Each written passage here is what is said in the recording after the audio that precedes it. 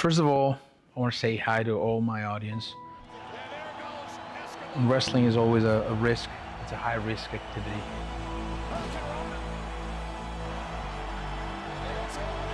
I don't really know if I'll come back at 100%.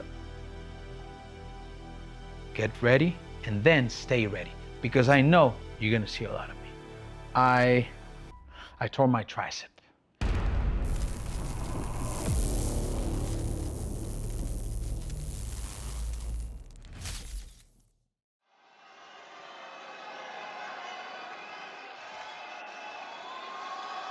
Wrestling is a tough business. Wrestling is not for the faint of heart.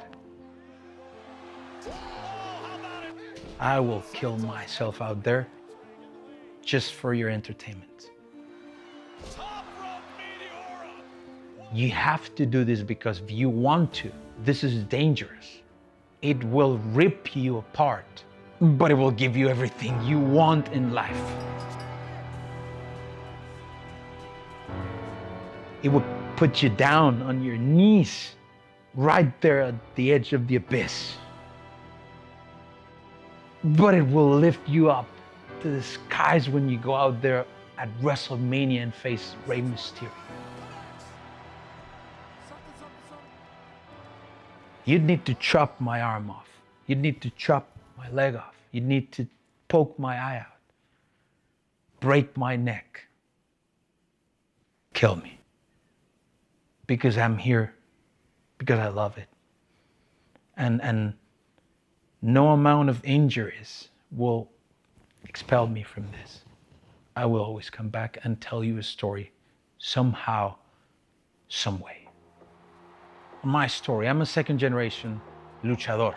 My father, El Fantasma.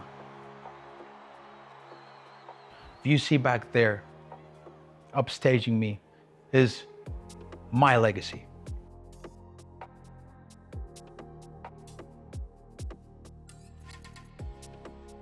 His mask, front and center. And of course, my masks. And that's who I am. I was taught from an early age about discipline, about sacrifice, about earning your keep. And Lucha Libre is much more, so much more than just a show. To me, it's culture, it's tradition, it's heritage, it's who I am and what I am about. Wrestling or Lucha Libre can only be attacked with passion because it's gonna kill you. I had been out of TV for a while. The locker room are so excited about the acquisition of AAA. They all see themselves as being the spearhead of this new global movement for Lucha Libre. Top rope Meteora! What impact by Rey Fénix! And then the moment came to come back. Obviously, I needed a few reps. I did an NXT loop, which to me was the easiest thing. I was just gonna go, get my reps, get myself ready, in-ring ready, so I could present myself in the best possible way with my audience in Mexico. So I did the shows, and I hurt myself.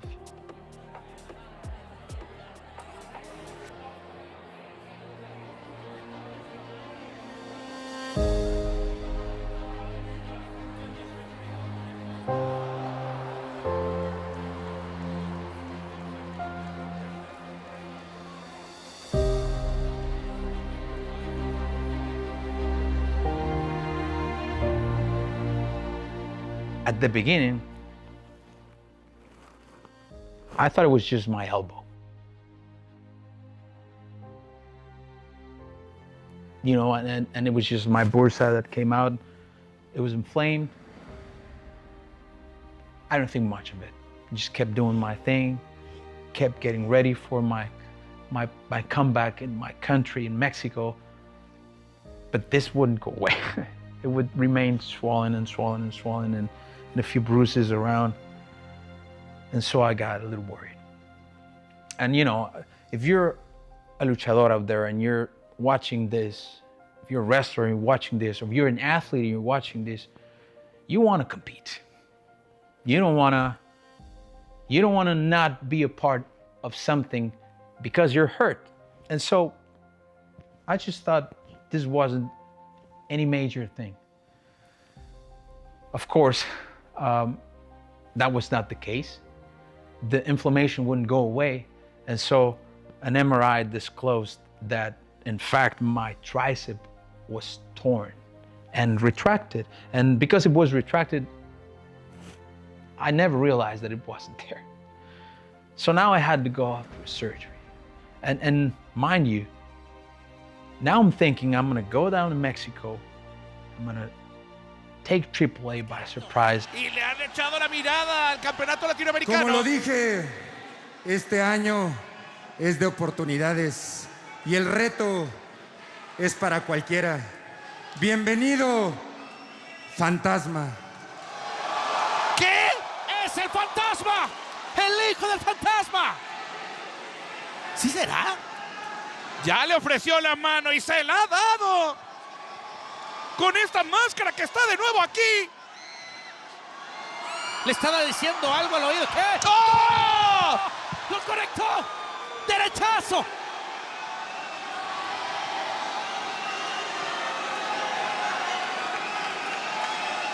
¡Es el emperador! ¡Es el emperador de la lucha! And I'm gonna go and dominate the scene, and I'm gonna go and win everything that I can.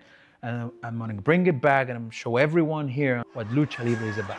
Well, I think God must have been laughing at me, because none of that happened. I had to go to surgery, and it sucks, big time.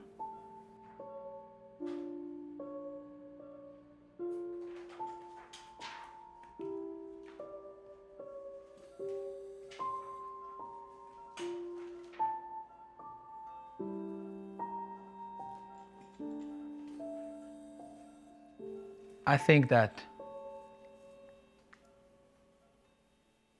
a support system is paramount to any athlete, high-level athlete or sports entertainer, or however you want to word it or phrase it. In my case, my family. I found myself in times of deep sadness, and I think my lowest points in life have been when I'm either there in the past or looking at a future that's maybe not the future that I wanted, a dark future or a non-existent future. When that moment came into my life, it was my family, my wife, my children that took me out of that, my father. And again, when you find yourself down, if you feel like you're up against a wall, you're up against a situation, a mountain where you can't climb, you can't see the light, remember who you are. Ask for help. Because you are valuable, you are important, you're needed in this world. And there was a moment in my life where I questioned this. I questioned this to myself, you know?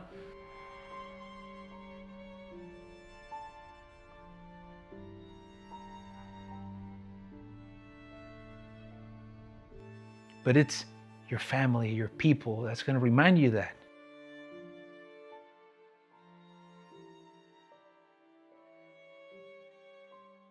I was getting ready to do my therapy, much like any day. I danced through my shower.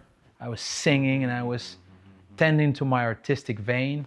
And I was getting ready, put on my socks, my bracelet. And upon giving the first step,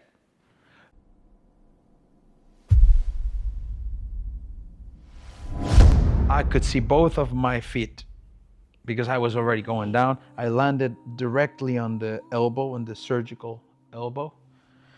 And of course, because I'm such an action hero, I rotated and I just slid through the stairs on my other side. Of course, this was a tragedy. All my elbow became a mass of something else that I couldn't define. I had my brace on, thank God for that. We went to the doctor, got an MRI. My surgeon was very satisfied that this was, as bad as this looked, the MRI revealed that the surgery was still in place. You can see I'm a little nervous, a little on edge, but what I am is also motivated. Motivated and just anxious to come back, anxious to. I see this is an injury, but I see it just like a minor setback. It's just gonna delay the inevitable, which is me and you again. I know that.